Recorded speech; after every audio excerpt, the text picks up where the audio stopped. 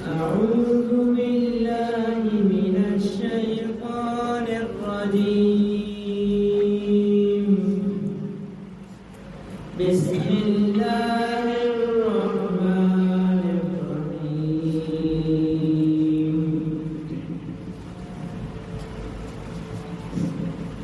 الرحمن علم القرآن خلق الإنسان علمه البيان الشمس والقمر بحسبان والنجم والشجر يسجدان والسماء رفعها ووضع الميزان ألا تطغوا في الميزان وأقيموا الوزن بالقسط ولا تخسروا الميزان والأرض وضعها للأنام فيها فاكهة والنخل ذات الأكمام والحب ذو العصف والريحان فبأي آلاء ربكما تكذبان صدق الله العظيم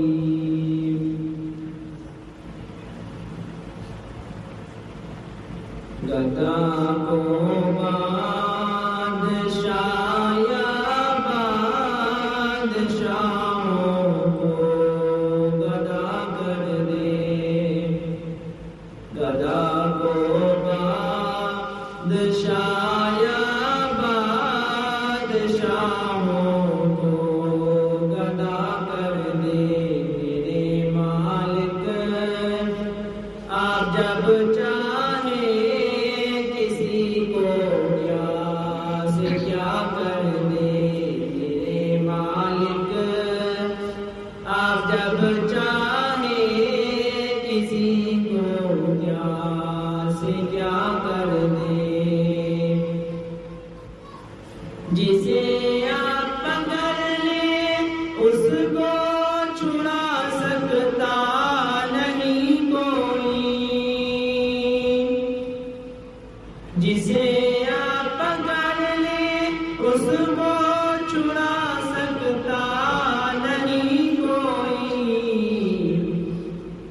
اسے پھر کون پکڑے جس کو مولا رہا کر دے اسے پھر کون پکڑے جس کو مولا رہا کر دے میرے مالک آپ جب چاہے کسی کو کیا سے کیا کر دے کبھی کنواں کبھی مٹی کبھی پھر قید میں یوسف کبھی کنواں کبھی مٹی کبھی پھر قید میں یوسف کبھی مصر کا قیدی مصر کا بادشاہ کر دے کبھی مصر کا قیدی مصر کا بادشاہ کر دے میرے مالک آپ جب چاہے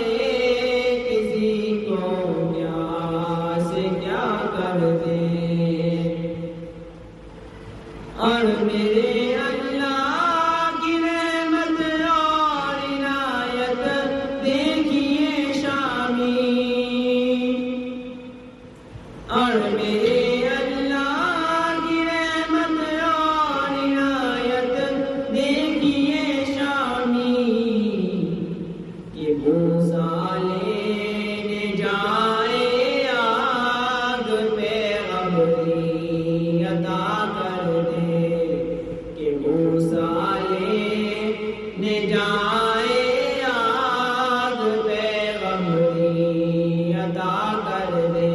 میرے مالک آپ جب چاہے کسی کو پیاس کیا کر دے، گدا کو بادشاہ یا بادشاہوں کو گدا کر دے۔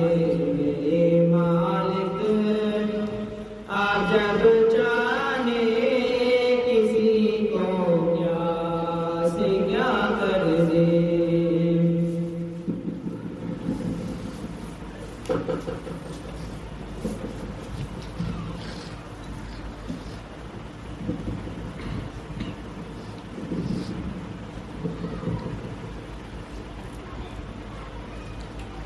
نعبدہ و نصلی علی رسول الکریم، اما بعد، اعوذ باللہ من الشیطان الرجیم، بسم اللہ الرحمن الرحیم۔ قال اللہ تعالی فی قرآن المجید، یا ایھا الذین آمنوا اتقوا اللہ وکونوا مع الصادقین۔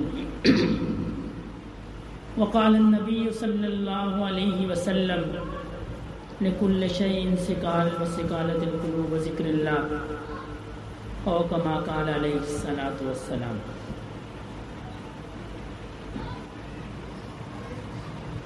اللہ رب العزت کا شکر اور احسان ہے کہ اس نے ہمیں اپنے حبیب صلی اللہ علیہ وسلم کی امت میں پیدا فرمایا۔ اس نعمت کا جتنا شکر ادا کیا جائے وہ کم ہے۔ یہ اللہ پاک کی عظیم نعمتوں میں سے ایک نعمت ہے۔ اتنی بڑی نعمت اللہ نے کوئی اور نہیں دی ہمیں جتنی بڑی نعمت یہ ایمان کی نعمت ہے۔ یہ اتنی بڑی نعمت ہے کہ حضرات انبیاء نے اس نعمت کے لیے دعائیں کی، نبوت کے باوجود، کہ اللہ آپ ہمیں نبی کریم صلی اللہ علیہ وسلم کی امت میں پیدا فرمائے۔ حضرت عیسیٰ علیہ السلام کی دعا اس زمن میں قبول ہوئی، باقی انبیاء کی اس زمین میں دعا قبول نہیں، اور اللہ نے ہمیں بغیر سوال کے، بغیر مانگے ہمیں نبی کریم صلی اللہ علیہ وسلم کی امت میں پیدا فرمایا۔ اس نعمت کا جتنا شکر بندہ ادا کرے گا، یہ ایمان کی نعمت معمولی نعمت نہیں ہے، یہ ایسی نعمت ہے کہ کسی شخص نے جتنے بھی گناہ کیے ہوں، اللہ پاک اس کو ایک وقت ایسا آئے گا کہ اس کو جہنم سے نکال کر اس ایمان کی برکت سے اس کو جنت میں بھیج دے، صرف ایمان کی برکت سے۔ اگر اس نے زندگی میں کلمہ پڑھا ہوگا، اقرار باللسان و تصدیق بالقلب، زبان کی اقرار کے ساتھ اور دل کی تصدیق کے ساتھ، باقی اس نے کوئی عمل صالح نہیں کیا، صرف اس کے پاس یہ ایمان کی نعمت تھی اور وہ اس کو بچا کر چلا گیا۔ اس ایمان کی نعمت کو بچانا یہ بہت بڑا کام ہے۔ روایات میں آتا ہے کہ جب بندہ مرنے لگتا ہے، شیطان اس وقت بھی داؤ لگاتا ہے۔ زندگی میں تو وہ داؤ لگاتا ہی لگاتا ہے، جب بندہ مرنے لگتا ہے شیطان اس وقت بھی داؤ لگاتا ہے کہ کسی طریقے سے اس کے دل میں شک آ جائے بس، کیونکہ جب شک آ جاتا ہے پھر ایمان نکل جاتا ہے۔ امام راضی رحمۃ اللہ علیہ فلسفے کے بہت بڑے امام ہیں۔ شیخ نجم الدین کبریٰ رحمۃ اللہ علیہ کی جب خدمت میں آئے تو عرض کی کہ حضرت میں یہ احسان کی نعمت کو حاصل کرنے کے لیے آپ کی خدمت میں آیا ہوں۔ تو حضرت نجم الدین کبریٰ رحمۃ اللہ علیہ نے اس کے قلب پہ تب توجہ دی تو امام راضی رحمۃ اللہ علیہ فرماتے ہیں مجھے ایسا محسوس ہوا کہ میرے دل سے کوئی دھواں نکل رہا ہے۔ تو کیفیت جب یہ آئی تو پریشان ہوا، اس کی حضرت یہ کیا ہے؟ فرمایا یہ تمہارا فلسفہ ہے جس کو میں نکال رہا ہوں۔ عرض کی کہ حضرت میں نے تو اس فلسفے کو بڑی محنت سے حاصل کیا ہے، اس فلسفے کو میں نے بڑی محنت سے حاصل کیا ہے، آپ نے اس کو دھواں بن کے نکال دیا۔ جب وصال ہونے لگا تو شیطان آگے کھڑا ہو گیا، کہنے لگا اللہ ایک ہے، آپ اس میں مجھے دلیل ہے۔ تو امام راضی بڑے مشہور بزرگ ہیں، فلسفے کے امام تھے، منطق کے امام تھے، آپ نے اس کو ایک دلیل دی، شیطان نے اس کو رد کر دیا۔ آپ اپنی حیات میں فرمایا کرتے تھے مجھے 100 سے زیادہ دلیلیں ہیں اللہ کی وحدانیت کے اوپر، میرے پاس ایک نہیں ہے، 100 سے زیادہ دلیلیں ہیں اللہ پاک کی وحدانیت کی۔ اور جب وصال کا وقت آیا تو شیطان کھڑا ہو گیا، کہنے لگا اللہ کی وحدانیت پہ دلیل دیں۔ آپ نے دلیل دی، شیطان نے رد کر دیا، آپ نے دوسری دلیل دی، شیطان نے رد کر دی، کرتے کرتے 99 دلیلیں شیطان نے رد کر دی۔ تو ان کے دل میں خیال آیا کہ میرے پاس صرف ایک دلیل بچی ہے، اگر اس کو بھی شیطان نے رد کر دیا تو شک پیدا ہو جائے گا۔ یہ جو شک ہے یہ ایمان کی ضد ہے، یہ شک ایمان کی ضد ہے۔ الف لام میم ذالک الکتاب لا ریب فیہ ھدی للمتقین الذین یؤمنون بالغیب۔ غیب پر جو ایمان ہے یہ ہمارے ایمان کی شرط ہے۔ اللہ کو دیکھا نہیں، اللہ پہ ہمیں ایمان ہے۔ فرشتوں کو دیکھا نہیں، فرشتوں پہ ہمیں ایمان ہے۔ رسول اللہ صلی اللہ علیہ وسلم کی ہمیں زیارت نہیں ہوئی، ہمیں ان کی رسالت پہ ایمان ہے۔ آسمانی کتابوں پر ہمارا ایمان ہے۔ یہ جو غیب کا ایمان ہے یہ ہمارے ایمان کی شرط ہے۔ تو شیطان نے کہا 99 دلیل بھی رد کر دی۔ اللہ نے آپ کے حال کو آپ کے شیخ کے حال پہ کھولا۔ شیخ نجم الدین کبریٰ رحمۃ اللہ علیہ وضو فرما رہے تھے، اللہ نے حال کو کھولا، اللہ کھولنے والے ہیں۔ حضرت عمر فاروق رضی اللہ تعالیٰ عنہ ممبر پر تھے، جب آپ پہ اللہ نے حال کو کھولا کہ فلاں جگہ ایک غزوہ ہو رہا ہے اور اس میں دشمن جو ہے وہ پہاڑی کے پیچھے سے حملہ کر رہا ہے اور جو لشکر کا سپہ سالار ہے اس کی توجہ اس طرف نہیں ہے، تو اللہ نے اس حال کو مدینہ شریف کے اندر حضرت عمر رضی اللہ عنہ پہ خطبے کے دوران کھولا۔ حضرت خطبہ فرما رہے تھے تو آپ نے خطبے کے درمیان آواز لگائی سپہ سالار کو کہ پیچھے کی طرف دیکھو۔ تو صحابہ کرام بڑے حیران ہوئے کہ خلیفۃ الرسول آج آپ نے عجیب معاملہ فرمایا ہے۔ آپ نے خطبے کے دوران وہ جو فلاں لشکر ہے آپ نے اس کے امیر کو پکارا، تو بعد میں جب وہ لشکر فتح حاصل کرنے کے بعد مدینہ آیا تو انہوں نے عرض کی کہ حضرت دشمن نے ہم پہ پیچھے کی طرف سے حملہ کیا، ہماری توجہ نہیں تھی، اتنے میں ہمیں عمر فاروق رضی اللہ تعالیٰ عنہ کی آواز آئی کہ پیچھے کی طرف توجہ دو، تو ہم نے جب پیچھے کی طرف توجہ دی تو وہاں سے دشمن آ رہا تھا، اللہ نے فتح دی مسلمان۔ یہ اللہ پاک جو ہے یہ اللہ والوں پہ حال کو کھولتے ہیں، جن کی نسبت ہوتی ہے پھر حال بھی کھل جاتا ہے۔ تو شیخ نجم الدین کبریٰ رحمۃ اللہ علیہ ان پہ اللہ نے اس حال کو کھولا۔ آپ وضو فرما رہے تھے، آپ نے وہیں سے فرمایا اس کو کہو ہم اللہ کو بغیر دلیل کے رب مانتا ہوں، میں ایک مانتا ہوں اللہ کو دلیل کے بغیر۔ تو امام راضی رحمۃ اللہ علیہ نے حضرت کے جملے کو دہرایا اور روح نکل گئی۔ یہ شیطان کی پوری کوشش ہوتی ہے کہ میں آخری وقت پر بھی اس ایمان میں خلل ڈال دوں، اس لیے کہ بندہ ایمان کی حالت میں چلا گیا چاہے وہ گناہ گار کیوں نہ ہو، اللہ پاک اپنی رحمت سے اس کو ایک نہ ایک دن جہنم سے نکال دے۔ یہ ایمان اتنی بڑی نعمت ہے۔ تو جن کی اللہ والوں سے صحبت ہو، جن کی اللہ والوں سے نسبت ہو، پھر اللہ پاک اس نسبت کی برکت سے اس کی حفاظت کرے۔ یہ معمولی نعمت نہیں ہے، اس نعمت کی ایسے حفاظت کرنی ہے جیسے ہم سونے اور چاندی کی حفاظت کرتے ہیں، بلکہ اس سے بھی زیادہ کرنی ہے۔ اگر کسی کے پاس دولت ہو تو وہ کیا کرتا ہے؟ وہ اس کو چھپا کے رکھتا ہے، اس کو حفاظت سے رکھتا ہے، اس کا دھیان اس دولت پہ ہوتا ہے۔ اگر کوئی بہت سارا سونا کہیں لے کر جا رہا ہو، بظاہر تو آپ کو لگے گا جی یہ عام نارمل حالت میں ہے، یہ آرام سے گاڑی چلا رہا ہے، باتیں کر رہا ہے، لیکن اس شخص کے جو دھیان ہوگا، اس کی جو توجہ ہوگی، اس کی جو کنسنٹریشن ہوگی، وہ ساری اس پیسوں کی طرف، اس دولت کی طرف ہوگی کہ ایسا نہ ہو میری ذرا سی بھول چوک سے یہ ضائع ہو جائے، اس کو کوئی لے جائے، کوئی چھین جائے۔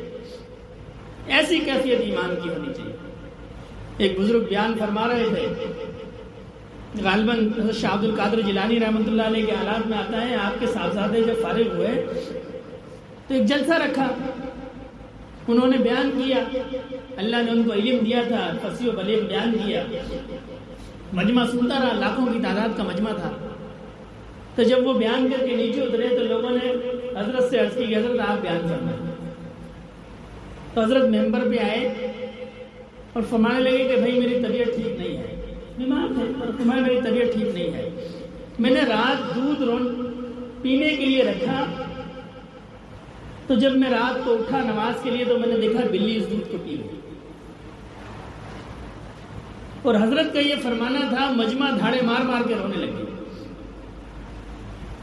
وہ جو صاحبزادے تھے انہوں نے عرض کی کہ آپ نے ایسی کون سی بات کی، اس میں رونے والی کون سی بات ہے؟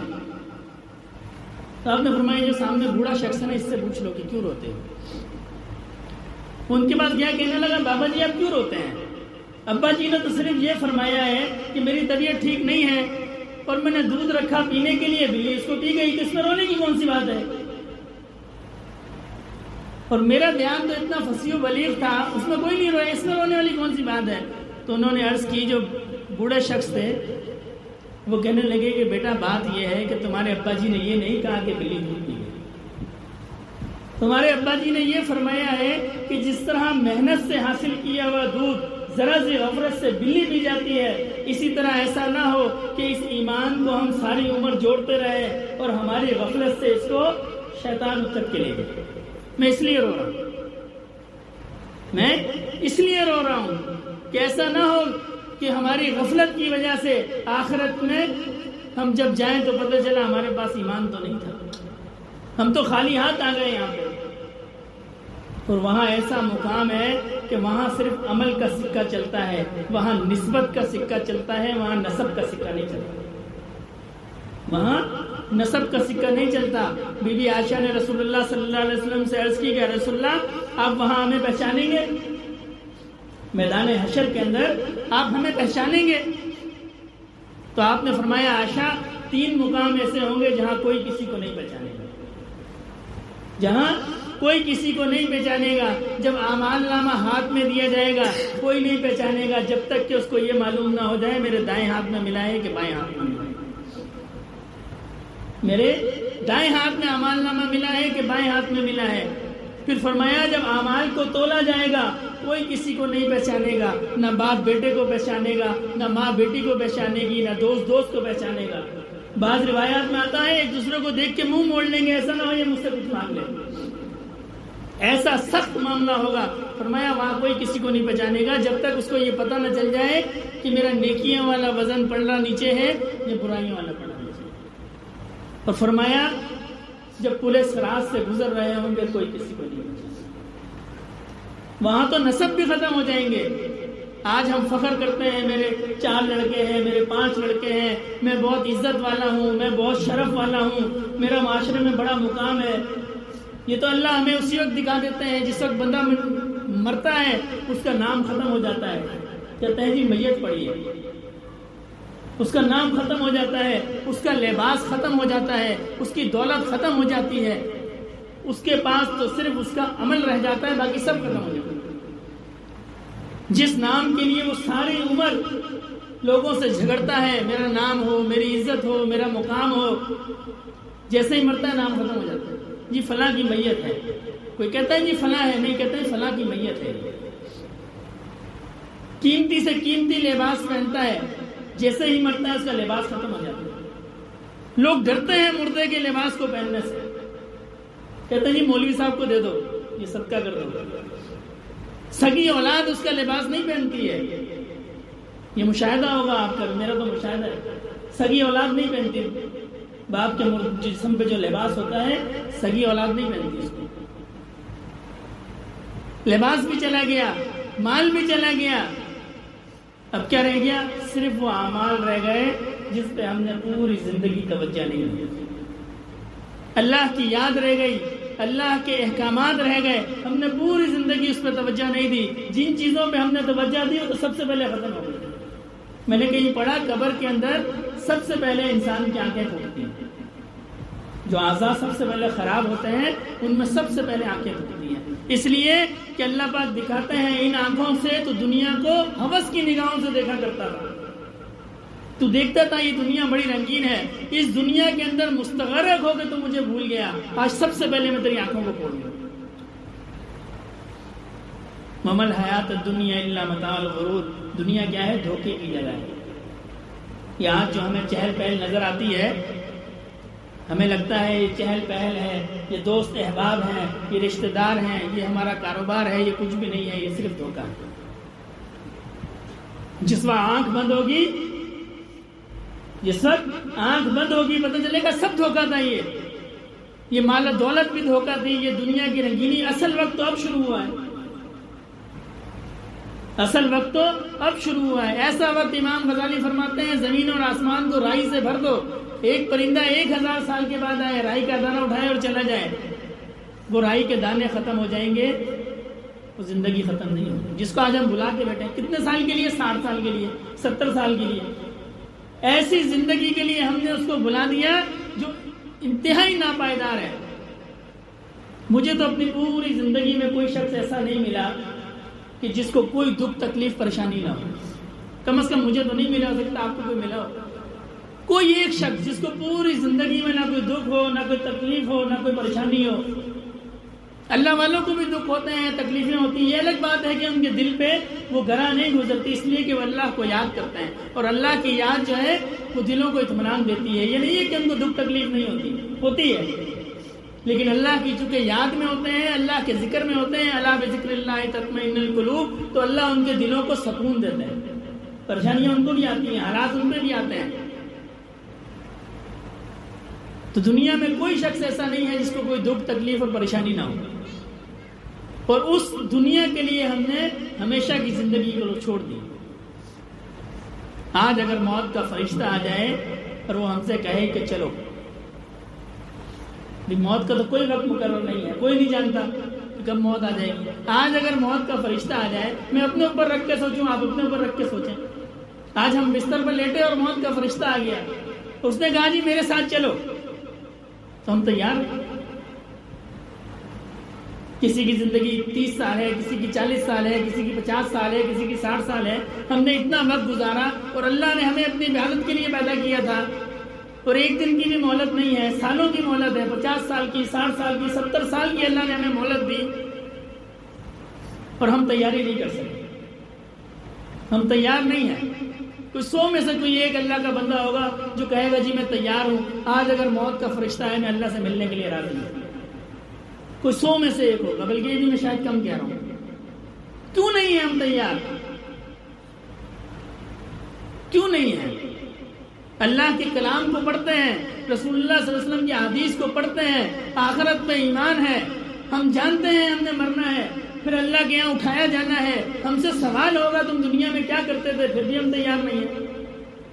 کسی بچے کا 3 مہینے بعد ایگزام ہو، اور جیسے جیسے ایگزام نزدیک آتا رہے کیسے اس کی پریشانی ہوتی ہے، کبھی یہ کتاب اٹھاتا ہے، کبھی وہ اٹھاتا ہے، کبھی کیوں؟ اس کو پتا ہے میرا امتحان ہونا ہے، ہمارا امتحان نہیں ہونا۔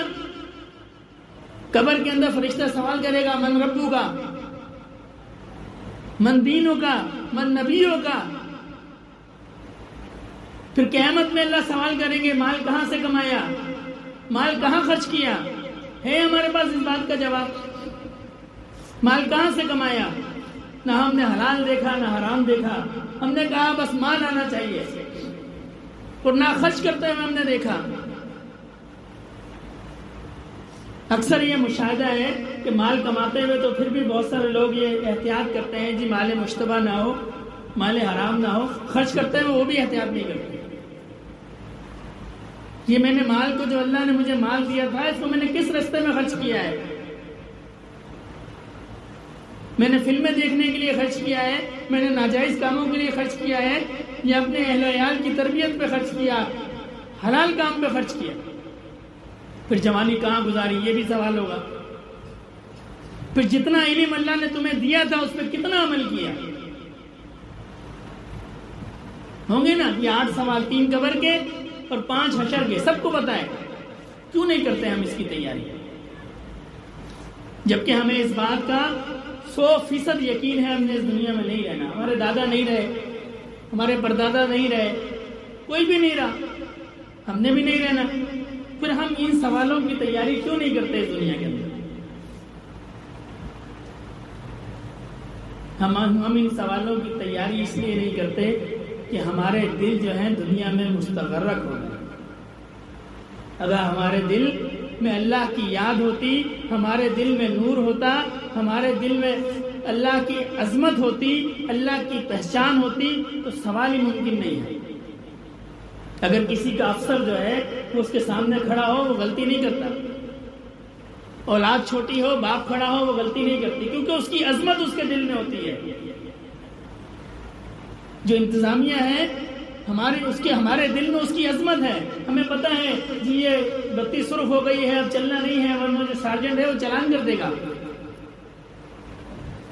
اس کی عظمت ہمارے دل کے اندر ہے. اللہ کی عظمت ہمارے دل میں نہیں ہے. شیطان سب سے پہلے اللہ کی عظمت کو دل سے نکال کے دنیا کی ہوا و حرص کو دل میں بھر دیتا ہے. شیطان باقی اعضاء پہ محنت اتنی نہیں کرتا جتنی وہ دل پہ محنت کرتا ہے، کیونکہ انسان کا تعلق جو اللہ پاک سے ہے وہ دل کے ذریعے ہے، کسی اور اعضاء کے ذریعے نہیں ہے. آدم علیہ السلام کو پیدا فرمایا، فرشتے دیکھنے آتے تھے. اللہ پاک سے عرض کیا اللہ پاک یہ کیا ہے؟ فرمایا یہ ہاتھ ہے. پاؤں کی طرف اشارہ کیا، اللہ پاک یہ کیا ہے؟ یہ پاؤں ہیں، ان سے چلا کرے گا. یہ زبان ہے، اس سے بولا کرے گا. یہ آنکھیں ہیں، اس سے دیکھا کرے گا. نئی مخلوق تھی. فرشتوں نے دل کی طرف اشارہ کیا، اللہ پاک یہ کیا ہے؟ فرمایا یہ میرا گھر ہے، میں یہاں رہوں.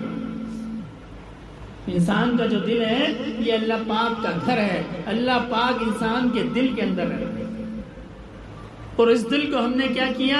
گناہوں سے سیاہ کر دیا. حدیث شریف کا مفہوم ہے، فرمایا جب بندہ ایک گناہ کرتا ہے اس کے دل پہ ایک سیاہ دھبا لگتا ہے، کالا ہو جاتا ہے دل. پھر اگر توبہ کر لے تو ٹھیک ہے، توبہ نہیں کرتا پھر اس پر دوسرا دھبا لگتا ہے، اس پر تیسرا دھبا لگتا ہے، اس پر چوتھا دھبا لگتا ہے. کیا ہوتا ہے؟ ایک وقت ایسا آتا ہے دل کالا ہو جاتا ہے، سیاہ ہو جاتا ہے دل. اور اگر آئینہ کالا ہو جائے تو اس میں پھر شکل نظر نہیں آتی. یہی وجہ ہے ہمیں پتہ نہیں چلتا کہ ہم کون سا عمل کرتے ہیں، یہ ٹھیک ہے کہ نہیں ہے. کیوں؟ دل تو ہمارا سیاہ ہے. جس کا دل نورانی ہو، جس نے اپنے دل کو اللہ کی یاد سے صاف کیا ہو، پھر اگر وہ گناہ کرے گا اس کو پتہ چلے گا میرے دل میں یہ نقطہ ہے، اس سے یہ گناہ ہو گیا.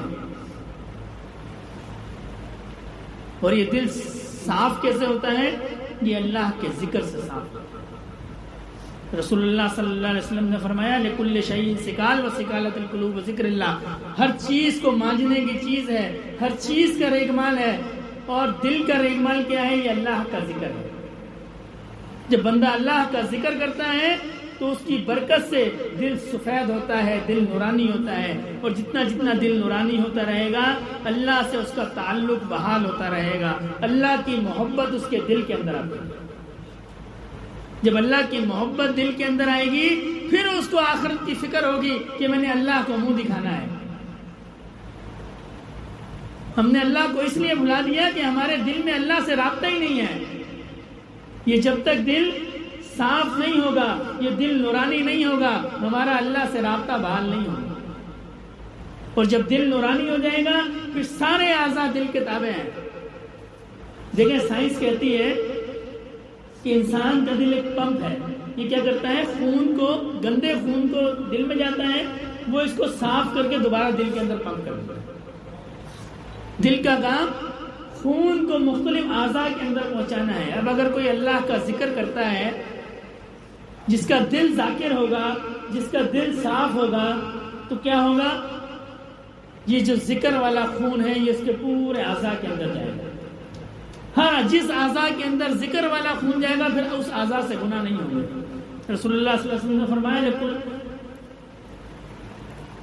ان فی الجسد مضغۃ اذا صلحت صلح الجسد كله واذا فسدت فسد الجسد كله الا وهي القلب. انسان کے جسم کے اندر گوشت کا ایک لوتھڑا ہے، وہ اگر ٹھیک ہو جائے تو پورا جسم ٹھیک ہو. وہ غلط ہو جائے، خراب ہو جائے، پورا جسم خراب ہے. الا وهي القلب. اور وہ کیا ہے؟ دل. دل ٹھیک ہو گیا پورے اعضاء ٹھیک ہو گئے. ہاتھوں پہ محنت کریں، آنکھوں پہ محنت کریں، غلط نہ دیکھیں، ہاتھ غلط کام نہ کریں، پاؤں غلط طرف نہ جائیں، زبان غلط نہ بولے، کان غلط نہ سنیں. مشکل کام ہے کہ میں کس پہ محنت کروں. میں زبان کو کنٹرول کرتا ہوں تو کان غلط سنتے ہیں، کان کنٹرول کرتا ہوں تو آنکھیں غلط دیکھتی ہیں، دونوں چیزیں کنٹرول کر لوں تو پاؤں غلط جگہ جاتے ہیں. تو اس کا آسان نسخہ ہے کہ اپنے دل کو قابو کرے. دل کو کنٹرول کرے گا. دل کو اللہ نے بادشاہ بنایا ہے. جس دن دل اس کا اللہ کی اطاعت پہ آ گیا، سارے اعضاء اللہ کی اطاعت پہ آ گئے. دل اللہ کی اطاعت پہ آنا چاہیے. دل ٹھیک ہو گیا آنکھیں خود بخود ٹھیک ہو جائیں گی. دل ٹھیک ہو گیا ہاتھ خود بخود ٹھیک ہو جائیں گے. دل ٹھیک ہو گیا اس کے پاؤں خود بخود ٹھیک ہو جائیں گے. اس کی زبان غلط نہیں بولے گی، اس کے کان غلط نہیں سنیں گے، سب چیزیں ٹھیک ہو جائیں گی.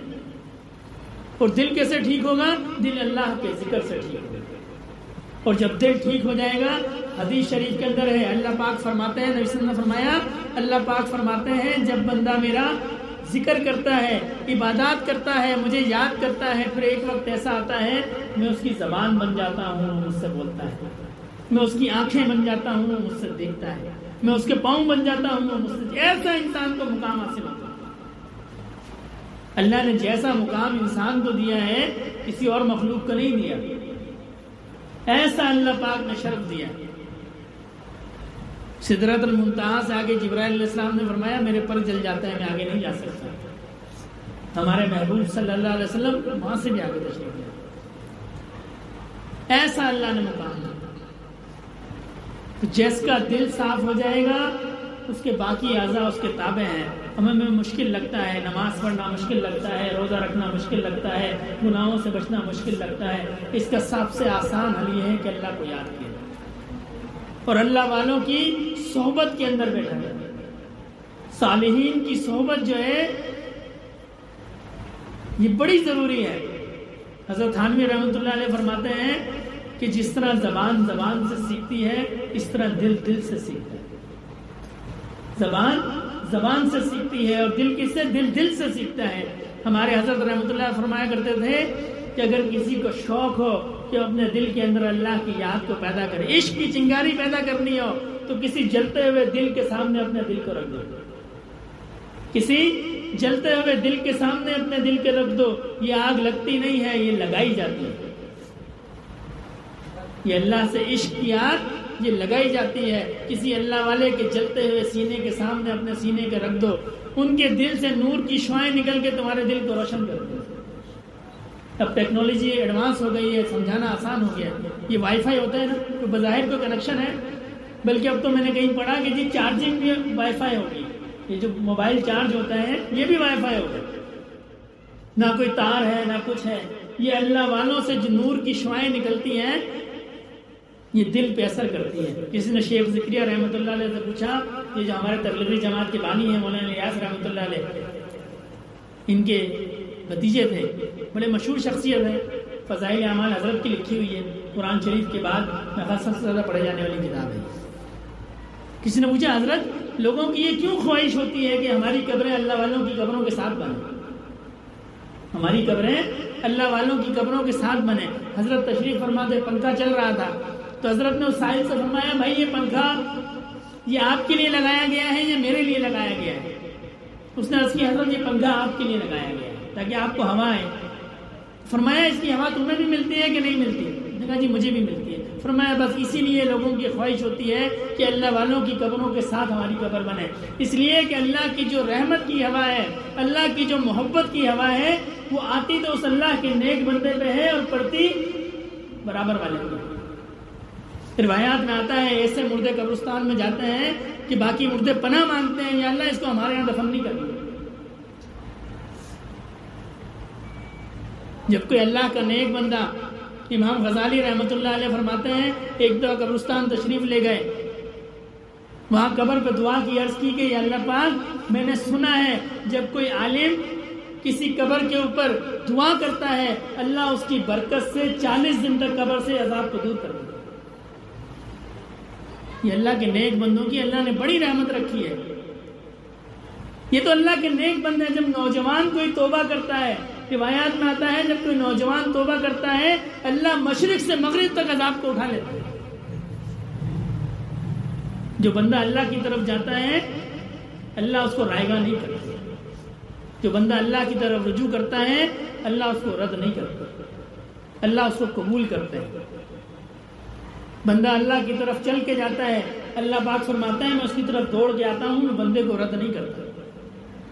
ہم جا کے تو دیکھیں، ہم اللہ کو راضی کر کے تو دیکھیں. آج ہمیں مشکل لگتا ہے، آج ہمیں مشکل لگتا ہے. کچھ نفس کا خوف ہے، نفس میں ڈرایا ہوا ہے، کچھ زمانے کا خوف ہے. جی میں داڑھی رکھ لوں گا لوگ پتہ نہیں مجھے صوفی کہیں گے، میں قمیص شلوار پہن لوں گا لوگ مجھے پتہ نہیں میری ترقی رک جائے گی، میری ملازمت رک جائے گی. حالانکہ ایسا کچھ بھی نہیں ہے. اللہ نے جو چیز اس کے نصیب میں لکھی ہے وہ اس کو مل کے رہے گی. یہ صرف نفس ڈراتا ہے، شیطان ڈراتا ہے ہمیں. اور ہم نے کیا کیا؟ ہم اس ڈراوے کی وجہ سے اللہ پاک کی رحمت سے ہم نے منہ کو موڑ لیا، ہم نے کبھی اللہ کو یاد نہیں کیا۔ اللہ پاک تو ایسے قدردان ہے کہ غلطی سے بھی بندہ اللہ کو پکار لے، غلطی سے اللہ پاک اس کا بھی جواب دیتا ہے۔ بنی اسرائیل کا واقعہ روایات میں آتا ہے، ایک شخص 40 سال سے بت کے سامنے یا صنم یا صنم اس کو پوچھتا تھا، ایک دفعہ اس کے منہ سے غلطی سے نکل گیا یا سمت، آواز آئی لبیک، فرشتوں نے عرض کی اللہ پاک اس نے آپ کو نہیں پکارا، اس نے تو اس پتھر کو پکارا تھا، اس نے تو اس پتھر کو پکارا تھا، یہ تو غنودگی کی وجہ سے، قصدن نہیں، غنودگی کی وجہ سے اس کی زبان سے نکل گیا ہے یا سمت۔ فرمایا یہ 40 سال پتھر کو پکارتا رہا، اس نے جواب نہیں دیا، یہ مجھے پکارے میں بھی جواب نہیں دوں۔ ایک دفعہ بندہ اللہ کو پکارتا ہے، اللہ کی محبت جوش مارتی ہے۔ حضرت تھانوی سے کسی نے پوچھا کہ حضرت، بلکہ حضرت تھانوی کی مجلس میں 2 شخص آپس میں لڑ پڑے، بوڑھے تھے، آپس میں تکرار ہو گئی۔ ایک کہنے لگا کہ جو شخص بہت نیک ہو اور کوئی گناہ نہ کرے اللہ اس سے بہت محبت کرتا ہے۔ دوسرا کہنے لگا نہیں، جو شخص نیک ہو، گناہوں سے بچنے کی کوشش کرے اور اس سے گناہ ہو جائے اللہ اس سے زیادہ محبت کرتا ہے، یعنی جو توبہ کرتا ہے اللہ اس سے زیادہ محبت کرتے ہیں۔ دوسرا کہنے لگا نہیں، جو گناہ نہیں کرتا اللہ اس سے زیادہ محبت کرتے ہیں۔ تو ایک شخص وہاں اور تھا، وہ کہنے لگا بھائی میں عالم تو میں نہیں ہوں، میں ایک سادہ سا آدمی ہوں، میں آپ کا فیصلہ کرتا ہوں۔ کہنے لگا جی میں کپڑا بناتا ہوں، جلاہے جس کو کہتے ہیں، کپڑا بنانے والے، مشین پہ پہلے ہاتھ سے بنتے تھے، آج کل تو مشینیں آ گئی۔ کہنے لگا جی میں کپڑا بناتا ہوں، اور کپڑا بناتے ہوئے دھاگا کبھی ٹوٹ بھی جاتا ہے، تو کیا ہوتا ہے جب دھاگا ٹوٹ جاتا ہے تو میں اس کو گٹھان دے دیتا ہوں، تو جو دھاگا ٹوٹ جاتا ہے اس دھاگے کو میں گٹھان دینے کے بعد اس پہ زیادہ نظر رکھتا ہوں، ایسا نہ ہو دوبارہ ٹوٹ جائے، ایسا نہ ہو کہ یہ جو گٹھان ہے یہ دوبارہ ٹوٹ جائے۔ اسی لیے اللہ پاک بھی جو بندہ گناہگار ہے پھر توبہ کرتا ہے اللہ اس پر نظر رکھتا ہے، یہ میری طرف آیا، ایسا نہ ہو پھر واپس چلے گا۔ اللہ کی طرف جا کے تو دیکھیں، یہ شیطان کا دھوکہ ہے کہ مجھ سے گناہ ہو گیا اب میں کیا کروں۔ سب سے پہلے شیطان اللہ کے سامنے جھکنے سے منع کرتا ہے، اسی لیے حدیث شریف میں جس سے کوئی گناہ ہو جائے وہ کیا کرے؟ نماز پڑھے، اللہ کے آگے سجدے میں سر رکھ دے، اللہ مجھ سے گناہ ہو گیا۔ تو تجربہ کیا ہے؟ جب کوئی گناہ ہو جاتا ہے شیطان سب سے پہلے اللہ کی رحمت سے دور کرتا ہے، بھئی یہ تم تو نفل پڑھتے تھے، تم تو اتنے نیک تھے، تم سے گناہ ہو گیا، یہ تم اب نہیں پڑھو، چھوڑو، اس کا کیا فائدہ ہے؟ تم نماز بھی پڑھتے ہو فلاں، اس کا کیا فائدہ ہے؟ فائدہ ہے آدم کی اولاد کا کام یہ ہے کہ جب اس سے گناہ ہو جائے اللہ کے سامنے سجدے میں سر رکھ دے، اللہ مجھ سے گناہ ہو گیا، آپ معاف کر دیں، آپ معاف کرنے والے۔ 100 بار بھی گناہ کرے گا اللہ اس کو 100 بار معاف کرے گا۔ جب تک وہ توبہ کرتا رہے گا، اللہ کے سامنے جھکتا رہے گا، اللہ اس کو معاف کرتا رہیں گے۔ اور جب بندہ اللہ کے سامنے توبہ کرتا ہے اللہ اس کو عذاب نہیں دیتا۔ جو شخص اللہ سے توبہ کرتا رہتا ہے اللہ پاک نے فرمایا میں اس کو عذاب نہیں دیتا۔ تو جب تک ہم اللہ سے معافی مانگتے رہیں گے، اللہ کے سامنے جھکتے رہیں گے، اللہ پاک ہمیں عذاب نہیں دیں گے۔ ہم اللہ کے سامنے جھکیں تو صحیح، اللہ سے مانگیں تو صحیح۔ میں اکثر کہا کرتا ہوں جس کو کوئی دکھ ہو، کوئی تکلیف ہو، کوئی پریشانی ہو، اس کو کسی کے پاس جانے کی ضرورت نہیں ہے۔ وہ رات میں اٹھے، نفل وضو کرے، مصلی پہ کھڑا ہو، 2 نفل پڑھے اور سجدے میں سر رکھ دے، اللہ میں آپ کا بندہ ہوں، میں کہاں جاؤں؟ کسی کے پاس اس کو جانے کی ضرورت نہیں ہے، نہ کسی پیر کے پاس، نہ کسی عالم کے پاس، نہ کسی فقیر کے پاس، کسی کے پاس اس کو جانے کی ضرورت نہیں ہے۔ وہ سجدے میں سر رکھ دے، یا اللہ میں آپ کا بندہ ہوں، میں ضعیف ہوں، میں کمزور ہوں، میں گناہگار ہوں، لیکن میں آپ کا بندہ ہوں، آپ نے مجھے پیدا فرمایا ہے، میری حاجت روائی کرو۔ دیکھو اس کا کام ہوتا ہے کہ نہیں؟ یہ ممکن ہی نہیں ہے بندہ اللہ کے سامنے سجدے میں سر رکھ دے، کہے یا اللہ میں گناہگار ہوں اور اللہ اس کے گناہ نہ معاف کرے، کہے یا اللہ پاک میں مصیبت میں ہوں اللہ اس کی مصیبت کو دور نہ کرے، کہے یا اللہ پاک مجھ پہ قرض ہے اللہ اس کے قرض کو نہ اتارے، یہ ممکن ہی نہیں ہے۔ اللہ تو روایات میں آتا ہے جب رات کا وقت ہوتا ہے اللہ پاک پہلے آسمان پر تشریف لاتے ہیں، پھر صدا لگاتے ہیں کوئی ہے جو مجھ سے مغفرت مانگے میں اس کو مغفرت دوں، کوئی ہے جو مجھ سے حاجت روائی مانگے میں اس کی حاجت روائی کروں۔ روایات میں آتا ہے صبح صادق تک اللہ پاک کی طرف سے منادی ہوتی ہے مانگو مجھ سے۔ ہم نے کبھی مانگا؟ ہم فلاں کے در پہ گئے، ہم فلاں کے در پہ گئے، ہم فلاں کے در پہ گئے، اور جب اللہ پاک نے خود فرمایا میرے در پہ آؤ، ہم اللہ کے در پہ نہیں گئے۔ ہم اللہ کے در پہ نہیں گئے۔ اللہ پاک فرماتے ہیں میرے در پہ آ جاؤ، مجھ سے مانگو۔ ہم کبھی رات کو نہیں اٹھے، پھر ہم دن میں پریشان ہوتے ہیں اس لیے کہ ہم اللہ کے در پہ نہیں گئے۔ جب ہم اللہ کے در پہ نہیں گئے پھر اللہ نے ہمیں دوسروں کے در پہ ڈال دیا۔ کیا مشکل تھا اللہ سے مانگنا؟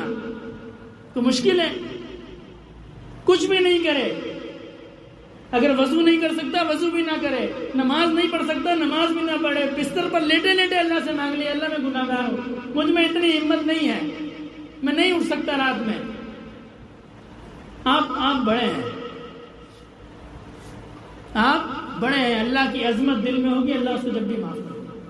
نبی صلی اللہ علیہ وسلم مسجد نبوی کے اندر تشریف فرما تھے، ایک بدو آیا، بدو اس کو کہتے ہیں جو اس زمانے میں دیہات میں رہتا تھا۔ آپ عرض کی کہ اللہ پاک ہم سے حساب، یا رسول اللہ ہم سے حساب کون لے گا؟ ہم سے قیامت کے دن حساب کون لے گا؟ تو آپ نے فرمایا اللہ پاک لیں گے۔ عرض کی اللہ یا رسول اللہ اللہ پاک خود لیں گے یا فرشتے کے ذریعے لیں گے؟ آپ سے فرمایا نہیں اللہ پاک خود لیں گے۔ خوش ہو گیا، جھومنے لگ گیا، کہنے لگا اگر اللہ پاک مجھ سے حساب کتاب لیں گے پھر تو میں پاس ہو گیا بس۔ اس لیے کہ اللہ پاک کریم ہے، اور کریم جو شک ہوتی ہے صرف کریم صرف کا مطلب یہ ہے جو کریم ہو اس کی گرفت میں اگر کوئی مجرم آ جائے اور وہ اقرار کر لے تو وہ اس کو معاف کر دے۔ اور حدیث کے اندر موجود ہے کہ اللہ پاک کی جب صفت کریم کا غلبہ دنیا پہ ظاہر ہوگا، ایک شخص کو بلائیں گے، بلا کے کہیں گے، فرمائیں گے تم نے فلاں گناہ کیا، اور وہ بندہ کہے گا یہ اللہ پاک مجھ سے فلاں گناہ ہو گیا، فرمایا اس کے بدلے یہ دیکھیے یہ اجر۔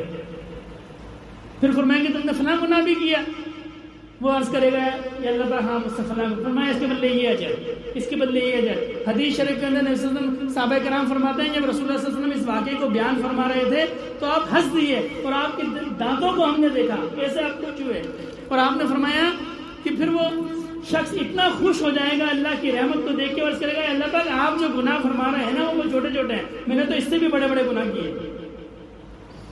ایسی اللہ پاک کی رحمت ہوگی، ایسی رحمت والی ذات ہے جس کو ہم نے دنیا میں بھلا دیا۔ یہ معافی جو ہے بھلانے والے کے لیے نہیں ہے، اکثر یہ ہمارا یہ غلط کانسیپٹ بن گیا ہے، ہمارا یہ غلط رجحان ہے۔ ہم کیا کرتے ہیں، ہمارا ذہن یہ ہے کہ ہم نے اللہ کو بلا دیا اللہ معاف کر دیں گے۔ یہ معافی اللہ نے بھلانے والے کے لیے نہیں دی، یہ معافی تو ان کے لیے ہے جو اللہ کو یاد کرتے ہیں اور پھر ان سے گناہ ہوتا ہے، ان کے لیے معافی ہے۔ یا قرآن کو پڑھ لیں، بھلانے والے کے لیے معافی نہیں ہے، معافی اس کے لیے ہے جو اللہ سے ڈرتا ہے، اللہ کو یاد کرتا ہے، پھر بھی چونکہ انسان ہے اس سے گناہ ہوتا ہے، پھر اللہ اس کے گناہوں کو معاف کر دیں گے۔ ان کنتم تحبون اللہ فاتبعونی یحببکم اللہ ویغفر لکم ذنوبکم۔ تم نبی کریم صلی اللہ علیہ وسلم کی اتباع کرو، پھر کیا ہوگا، پھر جو تم سے گناہ ہوں گے وہ اللہ اس کو معاف کر دے۔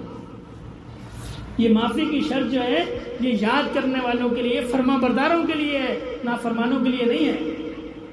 جو فرما بردار ہیں، جو اللہ سے ڈرتے ہیں، جو اعمال کی کوشش کرتے ہیں کہ میں نیک عمل کر لوں، پھر اس سے کوئی گناہ ہو جائے گا اللہ اس کے گناہوں کو معاف کر دے۔ یہ ان کے لیے نہیں ہے کہ جو نافرمان ہے، جو باغی ہیں، باغیوں کو کوئی قانون جو ہے وہ رعایت نہیں دیتا، فرما برداروں کو رعایت دیتا۔ تو اللہ پاک ہمیں اپنی یاد کی توفیق عطا فرمائے، حشر کی قبر کی تیاری کی توفیق عطا فرمائے۔ جب آنکھ بند ہو جاتی ہے نا پھر انسان کے ہاتھ میں کچھ نہیں ہے۔ ایک بزرگ کسی جنازے پہ گئے اور ساتھیوں سے کہا کہ یہ جو شخص ہے مرنے والا، اگر یہ زندہ ہو جائے تو کیا کرے گا؟ انہوں نے عرض کی کہ حضرت اگر یہ آج زندہ ہو جائے تو یہ تو گھر بھی نہیں جائے گا، یہ تو ہر وقت اللہ کو یاد کرتا رہے گا، ہر وقت۔ اگر یہ آج دوبارہ زندہ ہو جائے یہ ہر وقت اللہ کو یاد کرے گا۔ تو حضرت نے فرمایا بھائی یہ تو زندہ نہیں ہو سکتا، تم تو زندہ ہو، تم اللہ کو یاد کرو۔ تو اللہ پاک ہمیں اپنی یاد کی توفیق عطا فرمائے۔ تھوڑی دیر ہم اللہ کو یاد کریں گے۔ ہمارے سلسلہ عالیہ نقشبندیہ کے اندر دل سے ذکر کرتے ہیں، زبان سے نہیں کرتے۔ جو زبان سے ذکر ہے یہ دل کے ذکر سے 70 درجے کم ہے۔ دل کا ذکر جو ہے یہ 70 درجے افضل ہے۔ جو شخص اللہ کو دل میں یاد کرتا ہے وہ زبان سے یاد کرنے سے 70 درجے افضل ہے۔ تو ہم نقشبندیہ کے جو سلسلے کے ہمارے بزرگ ہیں یہ فرماتے ہیں دل میں اللہ کو یاد کریں۔ تو تھوڑی دیر ہم اللہ کا ذکر کریں گے۔ تمام ساتھی 3 دفعہ استغفار، 10 دفعہ درود شریف، 10 دفعہ تیسرا کلمہ، 11 دفعہ سورہ اخلاص اور 1 دفعہ سورہ فاتحہ۔ استغفر اللہ۔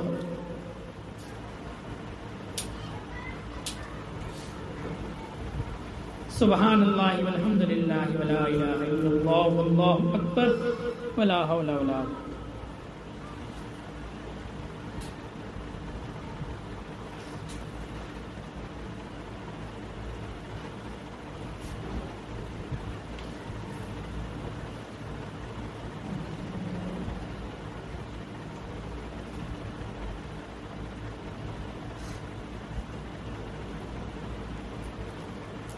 صلی اللہ علیہ طٰہٰ وبارک وسلم۔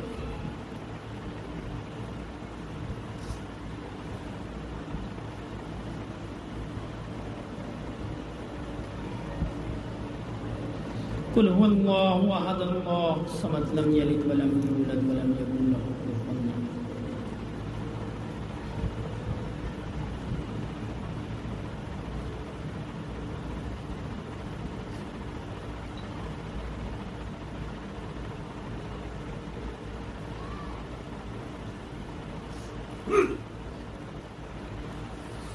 الحمد للہ رب العالمین الرحمن الرحیم مالک یوم الدین ایاک نعبد و ایاک نستعین اہدنا الصراط المستقیم صراط الذین انعمت علیہم غیر المغضوب علیہم ولا الضالین۔ الحمد للہ رب العالمین والصلاة والسلام علی سید المرسلین۔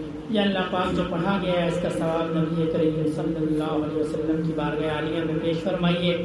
آپ کے طفیل جملہ صحابہ کرام، سلسلہ عالیہ نقشبندیہ کے جملہ شیوخ و عزام، خصوصاً میرے دادا رحمۃ اللہ علیہ کے نام اعمال میں داخل فرمائیے۔ یا اللہ پاک اس کا ثواب جملہ مسلمان مردوں اور عورتوں، زندہ اور مردہ سب کے نام اعمال میں داخل فرمائیے۔ اللہم صلی علی سیدنا مولانا محمد صلاۃ تنجینا بها من جمیع الاحوال والآفات وتقضینا بها جمیع الحاجات وتطہرنا بها من جمیع السیئات وترفعنا بها عندك اعلی الدرجات وتبلغنا بها اقصى الغایات من جمیع الخیرات فی الحیاة وبعد الممات انك على كل شيء قدیر۔ سبحان ربک رب العزة عما یصفون وسلام علی المرسلین والحمد للہ رب العالمین آمین برحمتک یا رب۔ تمام ساتھی آنکھوں کو بند کر لیں، چہرے پہ کپڑا یا رومال ڈال لیں۔ اپنی توجہ دل کی طرف رکھنی ہے اور دل کی توجہ اللہ رب العزت کی ذات کی طرف رکھنی ہے۔ یہ تسبیح چلائی جائے گی، نہ یہ فرض ہے، نہ واجب ہے، نہ سنت ہے۔ یہ صرف بزرگوں کا ایک طریقہ ہے کہ اس طریقے سے خیالات بھٹکتے نہیں ہیں بلکہ تسبیح کی آواز پہ یکسو رہتے ہیں۔ تو تسبیح کی ٹک ٹک پہ تصور رکھنا ہے کہ یہ تسبیح کی ٹک ٹک نہیں ہے، یہ میرے دل کی دھڑکن ہے جو کر رہی ہے اللہ اللہ اللہ۔ جب انسان نے ظاہری پاکی کو حاصل کرنا ہوتا ہے تو وہ کیا کرتا ہے؟ غسل خانے جاتا ہے، کنڈی لگاتا ہے، لباس اتارتا ہے، پھر کیا کرتا ہے؟ اپنے بدن پہ پانی کو بہاتا ہے، پانی بہاتا ہے یہاں تک کہ جسم کی گندگی دور ہو جاتی ہے، پھر وہ اچھا لباس پہنتا ہے، خوشبو لگاتا ہے۔ یہ کیا ہو گیا؟ یہ اب اس کو ظاہری پاکی حاصل ہو گئی۔ اور کسی نے اگر دل کی پاکی حاصل کرنی ہو تو ہمارے بزرگوں نے اس کا طریقہ لکھا ہے، اندھیرا کر لے، چہرے پہ رومال ڈال لے، اپنی توجہ دل کی طرف کر دے اور پھر دل کو اشکوں سے دھوئے، آنسوؤں سے دھوئے۔ جب دل کو آنسوؤں سے دھوئے گا اللہ کی یاد میں تو کیا ہوگا؟ پھر دل پاک ہو جائے گا۔ جب اللہ کا ذکر کرے گا دل اس کا پاک ہو جائے گا۔ جب بندہ اللہ کا ذکر کرتا ہے تو پھر اس پہ کچھ کیفیات آتی ہیں، کچھ محبت کی کیفیات آتی ہیں، کچھ اللہ پاک کی عظمت کی کیفیات آتی ہیں۔ تو اگر کسی سالک پہ کوئی کیفیت آئے تو اس کو روکے نہ بلکہ اس کا اظہار کرے، اور اگر کسی پہ کوئی کیفیت نہ ہو تو وہ اپنی توجہ جو ہے وہ دل کی طرف رکھے، بس دل میں اللہ کو یاد کرتا رہے. یہ دھیان رکھے کہ جی اللہ پاک کی رحمت، اللہ کی محبت میرے دل میں آ رہی ہے. اور حدیث شریف میں ہے کہ بندہ اللہ سے جیسا گمان رکھتا ہے اللہ پاک اس کے ساتھ ویسا معاملہ فرماتے ہیں. تو اللہ سے کیا گمان رکھنا ہے؟ اللہ سے محبت کا گمان رکھنا ہے، اللہ سے رحمت کا گمان رکھنا ہے. یا اللہ میں آپ کا بندہ ہوں، میں نے سر کو بھی جھکا لیا، میں نے دل کو بھی آپ کی طرف متوجہ کر لیا، آپ مجھے اپنی محبت سے نواز دیں، مجھے اپنی رحمت سے نواز دیں. پھر دیکھیں کیسے اللہ کی محبت اور رحمت متوجہ ہوگی.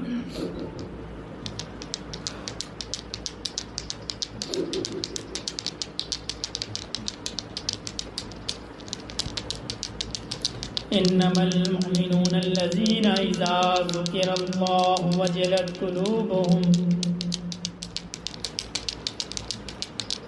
واذا تليت عليهم آياته زادتهم ايمانا وعلى ربهم يتوكلون الذين يقيمون الصلاة ومما رزقناهم ينفقون.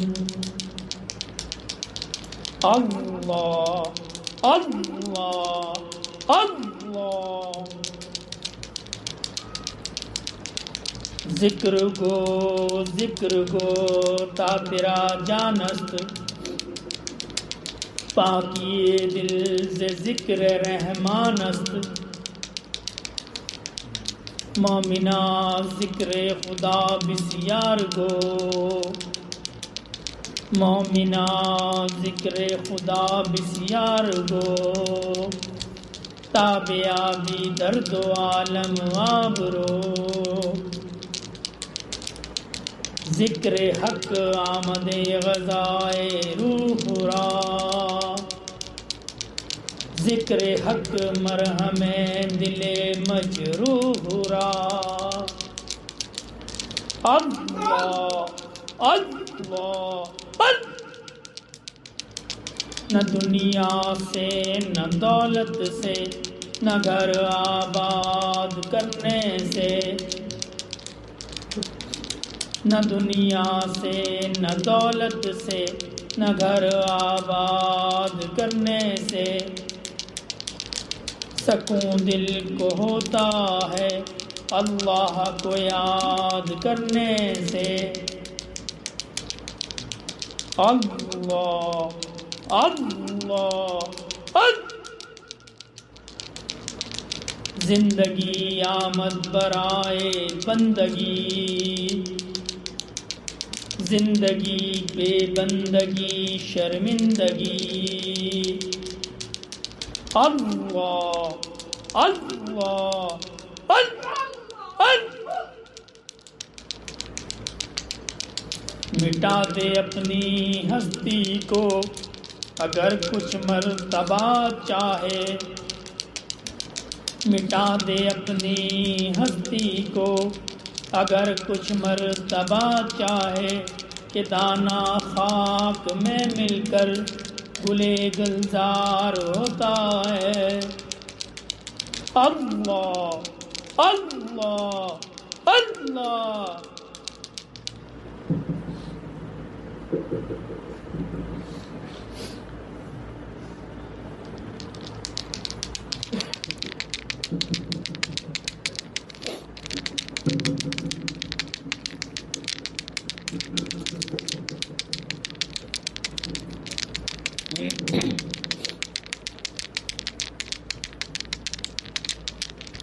میرا دل بدل دے، میرا دل بدل دے، میرا دل بدل دے.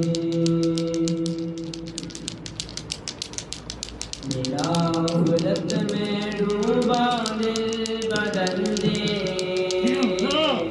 میرا غفلت میں ڈوبا دل بدل دے. ہواؤں میں زوالا دل بدل دے، میرا غفلت میں ڈوبا دل بدل دے.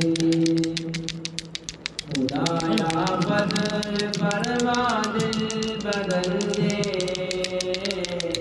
خدایا بدل فرما دل بدل دے.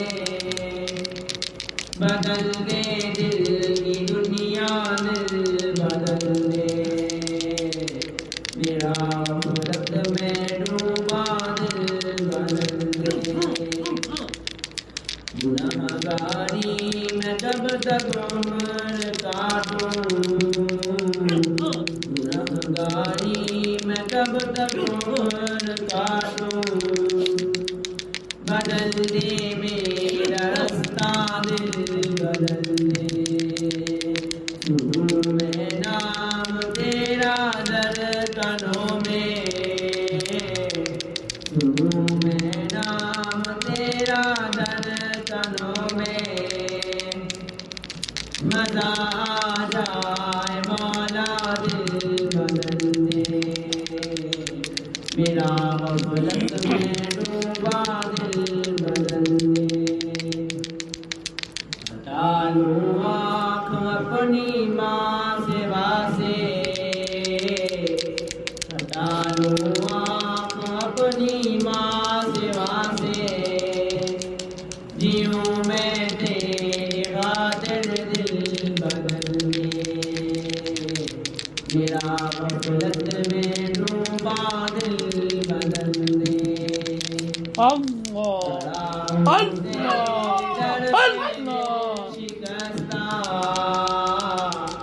پڑا ہوں تیرے در پہ دل شکستہ، رہوں کیوں دل شکستہ دل بدل دے، میرا غفلت میں ڈوبا دل بدل دے، میری فریاد سن لے میرے مولا، میری فریاد سن لے میرے مولا، بنا لے اپنا بندہ دل بدل دے، میرا غفلت میں ڈوبا دل بدل دے۔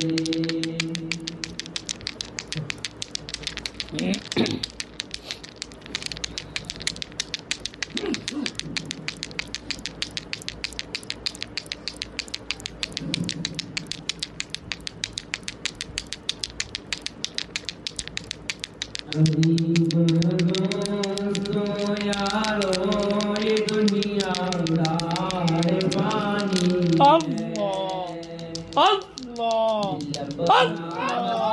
لگاؤ تم لہد میں جا بنانی ہے، تمہارے بندگی کرنے پھنسے رنگات دنیا میں، تمہیں اندھی عقل تیری تیری کیسی نادانی ہے، گناہوں میں نہ کر برباد عمر اپنی کر توبہ،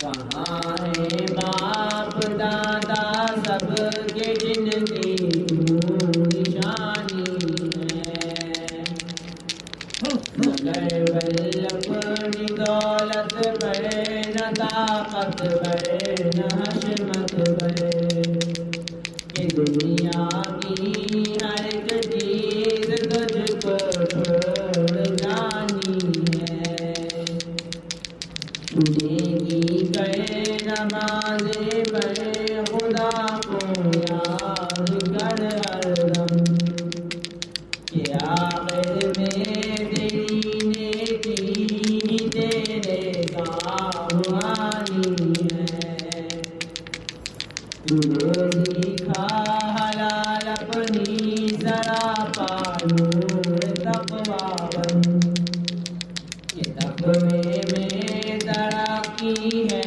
یہ نعمت جاودانی ہے، شریعت کی غلامی کرے گناہوں سے تو بچ یارا، بری حالت ہو ظالم چور کی جو مردانی ہے۔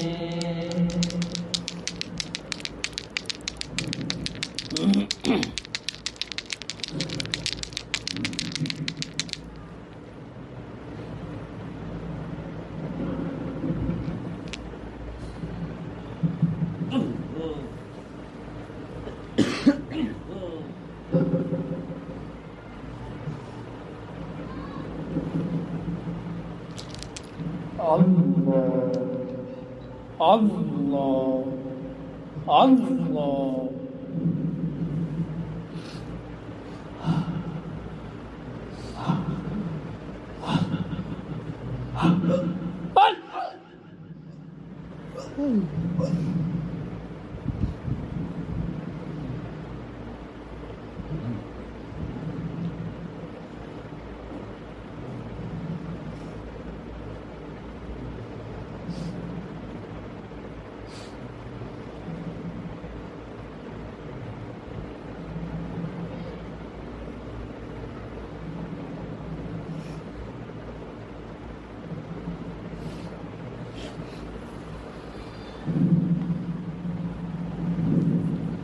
دعائے خیر الحمدللہ رب العالمین الرحمن الرحیم مالک یوم الدین ایاک نعبد و ایاک نستعین اهدنا الصراط المستقیم اهدنا الصراط المستقیم اهدنا الصراط المستقیم صراط الذین انعمت علیہم غیر المغضوب علیہم ولا الضالین ربنا ظلمنا انفسنا وان لم تغفر لنا وترحمنا لنكونن من الخاسرين ربنا لا تؤاخذنا إن نسينا وأخطأنا ربنا ولا تحمل علينا إصرا كما حملته على الذين من قبلنا ربنا ولا تحملنا ما لا طاقة لنا به واعف عنا واغفر لنا وارحمنا أنت مولانا فانصرنا على القوم الكافرين ربنا لا تزغ قلوبنا بعد إذ هديتنا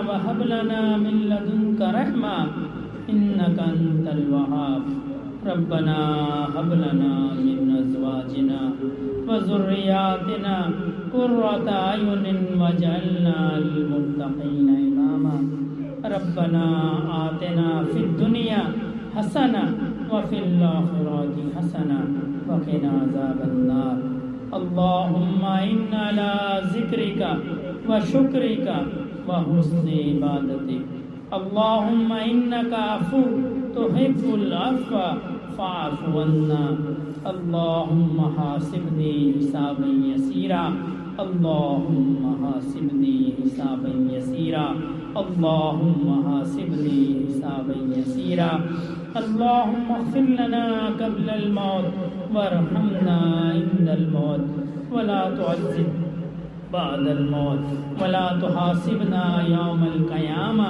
إنك على كل شيء قدير یا اللہ پاک رضا والی زندگی عنایت فرمائیے یا اللہ پاک رضا کی حالت میں موت عطا فرمائیے یا اللہ پاک ہم سے جو گناہ ہو گئے اعلانیہ ہوں یا خفیہ ہوں بڑے ہوں یا چھوٹے ہوں ظاہری ہوں یا باطنی ہوں یا اللہ پاک اپنے فضل سے تمام گناہوں کو معاف فرمائیے یا اللہ پاک ہمیں آپ کی رحمت سے امید ہے یا اللہ پاک اپنی رحمت سے ہمارے گناہوں کو معاف فرمائیے یا اللہ پاک ہماری ٹوٹی پھوٹی عبادات کو قبول فرمائیے یا اللہ پاک ہمیں اپنی محبت نصیب فرمائیے یا اللہ پاک ہمیں اپنی معرفت نصیب فرمائیے یا اللہ پاک دنیا میں بھی محبت والا معاملہ فرمائیے یا اللہ پاک قبر میں بھی محبت والا معاملہ فرمائیے یا اللہ پاک حشر میں بھی محبت والا معاملہ فرمائیے یا اللہ پاک نبی کریم صلی اللہ علیہ وسلم کے دین پہ چلنے کی توفیق عطا فرمائیے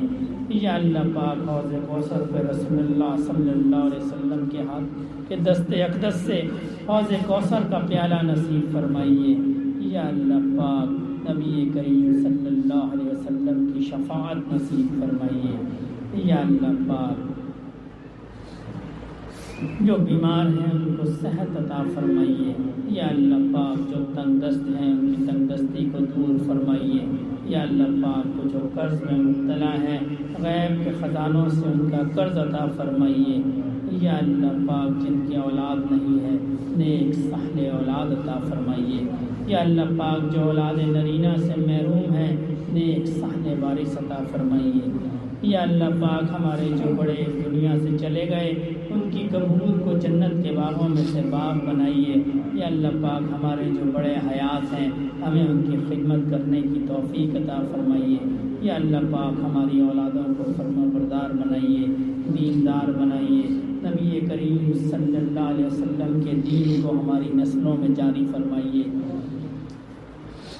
یا اللہ پاک حج بیت اللہ نصیب فرمائیے، یا اللہ پاک نبی کریم صلی اللہ علیہ وسلم کے روضے کی زیارت نصیب فرمائیے، یا اللہ پاک جو مانگ سکے وہ بھی عطا فرمائیے، یا اللہ پاک جو نہ مانگ سکے وہ بھی عطا فرمائیے، یا اللہ پاک حاضرین مجلس کی ہر قسم کی جائز اور شرعی حاجات کو پورا فرمائیے، یا اللہ یہ آپ کے بندے ہیں، یہ آپ کی محبت میں جمع ہوئے، یا اللہ پاک ان میں سے بہت سے ایسے ہیں جن کو میں نہیں جانتا، یا اللہ پاک میں ان کی حاجات بھی نہیں جانتا، میں ان کی پریشانیاں بھی نہیں جانتا، میں ان کے دکھ بھی نہیں جانتا، یا اللہ پاک آپ جانتے ہیں، یا اللہ پاک آپ سنتے ہیں، یا اللہ پاک یہ آپ کے بندے ہیں، یا اللہ پاک ان کی ہر قسم کی جائز اور شرعی حاجات کو پورا فرمائیے، یا اللہ پاک حاضرین مجلس پہ رحم فرمائیے، یا اللہ پاک ان کو دین و دنیا میں کامیابی عطا فرمائیے، یا اللہ پاک اس مجمع میں کوئی آپ کا نیک بندہ ہوگا جس کی آمین آپ کو پسند ہوگی، یا اللہ پاک اس آمین کی برکت سے ہماری دعاؤں کو قبول فرمائیے، یا اللہ پاک نیک لوگوں کی صالحین کی دعاؤں میں ہمارے حصے کو جاری فرمائیے، یا اللہ پاک نیک لوگوں کی دعاؤں میں ہمارے حصے کو جاری فرمائیے۔ اللہم صلی علی سیدنا و مولانا محمد صلاۃ تنجینا بها من جمیع الاحوال والآفات وتکفینا بها جمیع الحاجات وتطہرنا بها من جمیع السیئات وترفعنا بها عندک اعلی الدرجات وتبلغنا بها اقصى الغایات من جمیع الخیرات فی الحیات وبعد الممات انک علی کل شیء قدیر۔ سبحان ربک رب العزت عما یصفون وسلام علی المرسلین والحمد للہ رب العالمین۔ آمین برحمتک یا ارحم الراحمین، آمین یا رب العالمین۔